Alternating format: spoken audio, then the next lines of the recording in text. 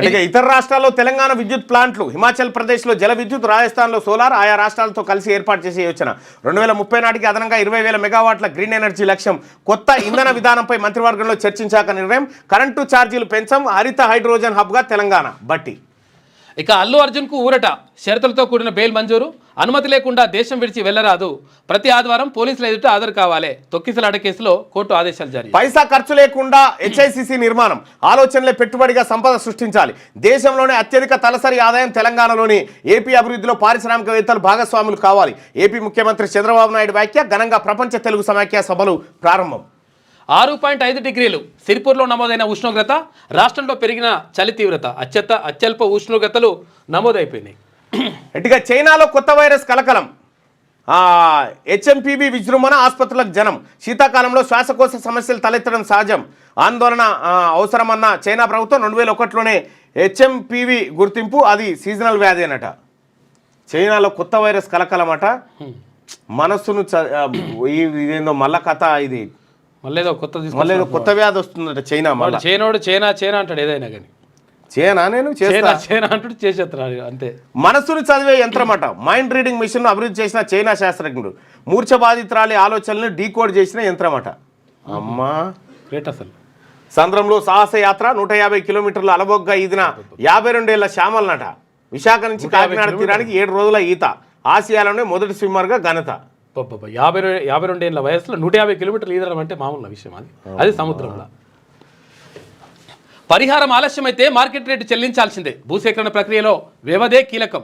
పాత ధరల ప్రకారమే పరిహారం అంటే 300A అధికరణము ఉల్లంఘించినట్లే తీర్పులో స్పష్టం చేసిన సుప్రీంకోర్టు. ఈ జడ్జీల నియామకంకు సంబంధించి పుంజాల శివశంకర్ గారు అదొక్కటే ముగింపు అనేటువంటి పుస్తకంలో క్లియర్గా రాసిండు. ఎంపిక ఎట్లా జరుగుతుంది. పుంజాల శివశంకర్ గారు జడ్జి కాకుండా ఏమేం అడ్డంకి వచ్చినాయి అందులో క్లియర్గా రాసుకొచ్చిండు. అది ఆయన జడ్జిగా పనిచేసి కేంద్ర న్యాయశాఖ మంత్రిగా పనిచేసిండు. అప్పటిదాకా ఈడ జడ్జి అయితే ఈయనే ఉండేది రిటైర్ అయ్యేదాకా. ఆయన వచ్చిన తర్వాత ఈ కొలీజియం ఇదంతా చూసిన తర్వాత ట్రాన్స్ఫర్లు చేసుడు పెట్టిండు. ట్రాన్స్ఫర్ వ్యవస్థ తీసుకొచ్చిండు. రీసెంట్గా సుప్రీంకోర్టు చెప్పింది ఏమని, ఎవరైతే జడ్జి ఉంటారో వాళ్ళ బంధువులు ఎవరు కూడా కొలీజియం తీసుకోవాల్సినటువంటి అవసరం లేదు, వాళ్ళకు ఇవ్వద్దు అనేటువంటి మాట పరిశీలిస్తూ ఉంది. లేకపోతే ఇది ఎక్కడ దుర్మార్గం. వచ్చినా రాకపోయినా వాళ్ళే బ్యాక్గ్రౌండ్ అదే అయితే తీసుకుండే. అవును, చాలా డేంజర్ అది. ఇక సంగారెడ్డి జిల్లాలో రోడ్డు ప్రమాదం. 4 మృతి. గుమ్మడిదల మండలం నల్లవల్లి అటవీ ప్రాంతంలో. ఏదో ఒక రోజు న్యాయ వ్యవస్థ మీద పౌర సమాజం తిరగబడే రోజు అయితే వస్తుంది చూడు. ఎందుకంటే ఈ వివక్షత న్యాయం అందరికి సమాన రీతిలో అందనప్పుడు ఏదో ఒక ఉత్పాతం అయితే వస్తుంది. సంగారెడ్డి జిల్లాలో రోడ్డు ప్రమాదం. 4 మృతి. గుమ్మడిదల మండలం నల్లవల్లి అటవీ ప్రాంతంలో ఆటోను ఢీకొన్న కారు. ఇక బోల్తా పడ్డ ఆటోను వెనక నుంచి ఢీకొట్టిన కూరగాయల ఆటోనంట. వైద్య కోర్సుల సీట్లు ఖాళీగా ఉండకూడదు. 3 నెలల్లో విధానాన్ని రూపొందించండి. రాష్ట్రాలతో చర్చించండి. కేంద్రానికి సుప్రీంకోర్టు ఆదేశాలు జారీ చేసింది. ఇక ఇదిట్లుంటే శనార్థి తెలంగాణ. ఐమాక్స్లో గేమ్ చేంజర్. జనవరి 10న వరల్డ్ వైడ్ రిలీజ్ ఎదురు చూస్తున్న ప్రేక్షకులు.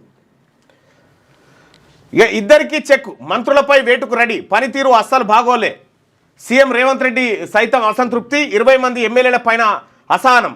5 ఎమ్మెల్యేలపై తీవ్ర అభియోగాలు. పనితీరుపై అంతర్గత సర్వే రిపోర్టు. ఇంట్లో ఒకరికే మంత్రి పదవి ఇవ్వాలని కాంగ్రెస్ అధిష్టానం నిర్ణయం అంటూ ఒక వార్తను చూస్తా ఉన్నాం. ఇక్కడ అరాచక బీఆర్ఎస్ను గద్దెదించి కాంగ్రెస్ ప్రజాప్రభుత్వం తెలంగాణలో కొలువుదీరి ఏడాది గడుస్తుంది. ఈ ఏడాది కాలంలో దాదాపుగా ప్రజల ఆకాంక్షలకు అనుగుణంగానే పాలన సాగుతూ వచ్చింది. అయితే అక్కడక్కడ లోటుపాట్లను గమనించిన కాంగ్రెస్ సర్కార్ వాటిని సరిచేసే దిశగా ఫోకస్ పెట్టింది. ప్రజా సంక్షేమమే ఏకైక ఎజెండాగా ముందుకు వెళ్తున్న ప్రజాప్రభుత్వంలో భాగస్వాములైన ఎమ్మెల్యేలు మంత్రుల పనితీరు ఈ ఏడాది కాలంలో ఎలా ఉందనే దానిపై క్షేత్రస్థాయి నుంచి రిపోర్ట్ తెప్పించారు. సదరు మంత్రులు ఎమ్మెల్యేల పనితీరుపై సీఎం రేవంత్ రెడ్డి నిఘా వర్గాలతో పాటు కాంగ్రెస్ ఎన్నికల వ్యూహకర్త సునీల్ కన్గోల్ టీంతో కలిసి కాంగ్రెస్ క్షేత్రస్థాయిలో సర్వే చేపట్టింది. అయితే గ్రౌండ్ సర్వేలో పలువురు మంత్రులు ఎమ్మెల్యేలపై ఊహించని అంశాలు వెలుగులోకి వచ్చినట్టుగా సమాచారం. ప్రధానంగా రేవంత్ క్యాబినెట్లో 2 మంత్రులపై పనితీరుపై ప్రజల ఆగ్రహంతో ఊగిపోతున్నట్టు సర్వే రిపోర్ట్లో తెలిసినట్టుగా తెలుస్తుంది. ఆ 2 మంత్రులపై సీఎం రేవంత్ రెడ్డి సైతం అసంతృప్తితో ఉన్నట్టుగా తెలుస్తుంది. 10 ఏళ్ల తర్వాత కాంగ్రెస్ అధికారంలోకి వచ్చిన నేపథ్యంలో ఎక్కడ చిన్న పొరపాటు లేకుండా పాలన సాగించాలనే కృతనిశ్చయంతో కాంగ్రెస్ పార్టీ ఉంటే 20 మంది ఎమ్మెల్యేలపై అసహనం ఉందట ప్రజల్లో. ఒక ఉదాహరణ చెప్తా. కాంగ్రెస్ పార్టీ ఎమ్మెల్యేలే ఉమ్మడి నల్గొండ జిల్లా.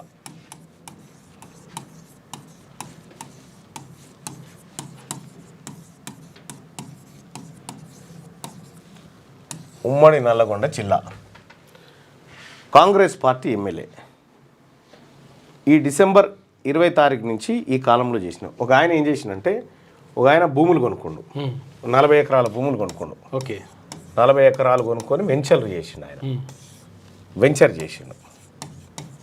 వెంచర్ చేస్తే ఈ 40 ఎకరాలను ఏం చేసిందంటే ఒక మార్వాడి దగ్గర తాకట్టు పెట్టిండు. ఓకే, మార్వాడి వద్ద తాకట్టు పెట్టిండు. తాకట్టు పెట్టి ఈ మార్వాడి పేరు మీద రిజిస్ట్రేషన్ కూడా చేసిండు. మళ్ళీ నీ పైసలు కట్టి నేను రిజిస్ట్రేషన్ చేసుకుంటాను అలా ఒప్పందం.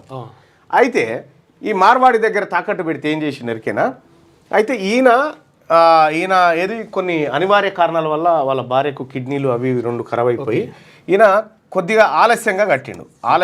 ఆలస్యమైంది చెల్లింపులో. ఆలస్యం అయితే ఏం జరిగిందంటే ఈయన ఏం చేసిండు, ఆ సదరు ఎమ్మెల్యే గారి దగ్గరికి పోయిండు. ఆ ప్రాంతంలో ఉన్నటువంటి ఎమ్మెల్యే గారి దగ్గరికి పోయిండు. ఎమ్మెల్యే గారి దగ్గరికి పోతే ఎమ్మెల్యే గారు అరే ఎట్లయిందా నేను మాట్లాడుతా అని చెప్పి ఏం చేసిండు, వీని నెంబర్ తీసుకొని వీని పిలిచిండు ఎమ్మెల్యే. వీని పిలిచి వీని పేరు మీద ఉన్నటువంటి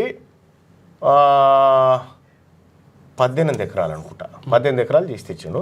దీంట్లో ఏం చేసిన ఎమ్మెల్యే ఈ మార్వాడని పోలీసు వాళ్ళని పెట్టి తొక్కిపిస్తా జైలకి బయటికి రావని ఇంట్లో 10 ఎకరాలు చేసుకుండు ఎమ్మెల్యే. 10 ఎకరాలు ఎమ్మెల్యే చేసుకుండు. ఎమ్మెల్యే కాదు, ఎమ్మెల్యే అనుచరులు చేసుకొని దీన్ని ఏం చేసిండంటే 2 రోజులల్లా 150 డాక్యుమెంట్లు చేసిండు. 150 డాక్యుమెంట్లు చేసిండు. 150 డాక్యుమెంట్లు చేసిండు ఈ ఎమ్మెల్యే. ఇక్కడ ఏం జరిగిందంటే ఇక్కడ ఈయన పోయింది సార్ ఏం సార్ ఈ పరిస్థితి అంటే, అరే ఈయన ఏం చేసిన అప్పటికే వెంచర్ చేసి దాన్ని దాదాపు 150 మందికి అమ్మేసిండు. 150 మందికి అమ్మేసిన తర్వాత సార్ మరి నేను వీళ్ళకి ఏం సమాధానం చెప్పాలి సార్, మాకు ఇట్లా అన్యాయం చేసి న్యాయం చేయమని వస్తే అరే ఇట్లా వెంచర్లు చేసి మస్తు మంది వారిపోతారు నువ్వు కూడా గట్లే పోవాయి అని చెప్పిండు ఆ ఎమ్మెల్యే. ఆ ఎమ్మెల్యే గారు చూస్తూ ఉంటారు నాకు తెలిసి, చూడకపోతే వాళ్ళ అనుచరులు ఎవరైనా ఉంటే పంపిరు పంపించేసేది. ఇట్లా 150 డాక్యుమెంట్లు సబ్ రిజిస్ట్రార్తో మాట్లాడి 150 డాక్యుమెంట్లు చేసేసాను. ఇదొక్కటే కాదు, ఆ ఎమ్మెల్యే గారు చేసినటువంటి అరాచకం ఒక్కొక్క క్రషర్ మిషన్ దగ్గర 2 లక్షల రూపాయలు వసూళ్ళు, భూములు అయితే విపరీతమైన దోపిడీ. ఈ రకంగా ఇది జరిగింది. దీనికి సంబంధించినటువంటి ప్రతి ఆధారం క్యూనిస్ దగ్గర ఉంది.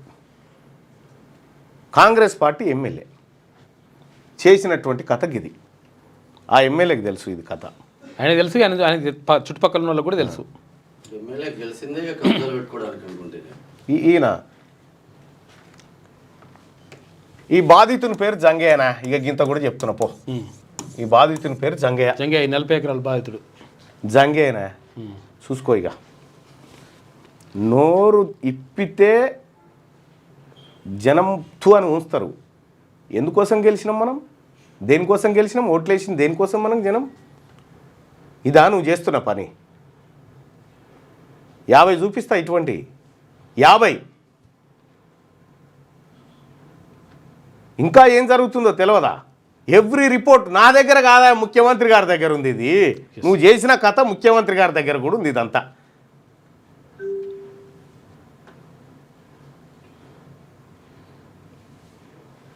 ఈయన మొన్న సూసైడ్ అటెంప్ట్ చేసిండు అన్న.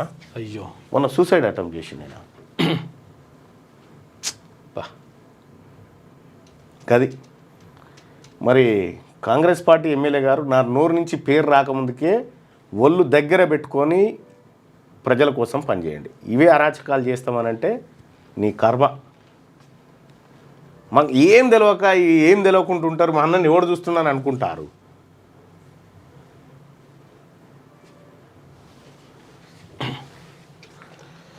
ఇంకా ఇవి 150 డాక్యుమెంట్లు ఎవరి పేరు మీద నేను కథ ఇవి కూడా చెప్పమంటే చెప్దాం. మరి అట్లా కూడా తయారు. ఈ అనుచరుల పేరు కూడా చెప్పండి. లేదు చెప్పవలసిందే అని చెప్పి నన్ను తొడలు కొట్టి మీసాలు ఏమైనా మెలేసేది ఉంటే చెప్పు, నేను చేస్తా ఈ పని. ఉన్నాయి కాబట్టి అన్ని మొత్తం తెలిసి ఏడాదిలో చేసిన దందంతా. రైట్. ఇక ఈ రిపోర్ట్లన్నీ ఇట్లా 20 మంది ఎమ్మెల్యేల రిపోర్ట్లు ముఖ్యమంత్రి గారి దగ్గర ఉన్నాయి. ఎవ్రీది బాస్కి వెళ్ళిపోతూనే ఉంటుంది ఏం జరుగుతుంది అనేది. మీరు ఎవ్వరు చూస్తలేడు అనుకుంటున్నాం. ఇంకా విషయం ఏంటంటే ఈయన వచ్చి ఏయ్ నువ్వు 2 తారీఖు రాపోయాయని ముందుగా చెప్పిండు. 2 తారీఖు అయిపోయి 3 తారీఖు రాపోయాడు. 3 తారీఖు పోతే ఆడ సిఐతో కూర్చొని సెటిల్ చేసుకోపోరని చెప్పిండు. మళ్ళా నిన్న ఇగో ఇది కథ. ఇక నా నుంచి అన్నీ రానియకురి, నేను వీడా వాడా అని ఏం చూడ. అన్యాయమే. విజన్ 2050 హైదరాబాద్ 25 ఏళ్ల భవిష్యత్తును అంచనా వేయాలి. ఇంకోటి, మర్యాదగా ఆయన భూములు ఆయనకి ఇచ్చేసేది. నువ్వెవడవా తీసుకోవడానికి?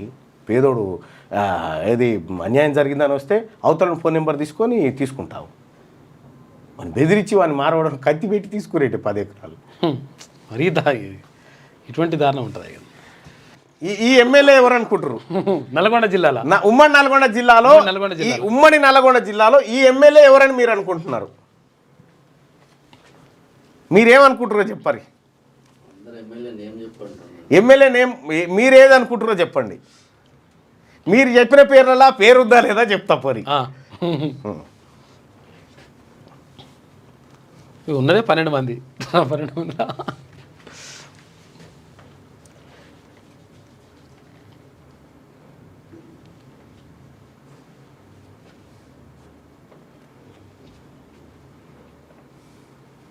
ఆ ఎమ్మెల్యే పేరు చెప్పండి.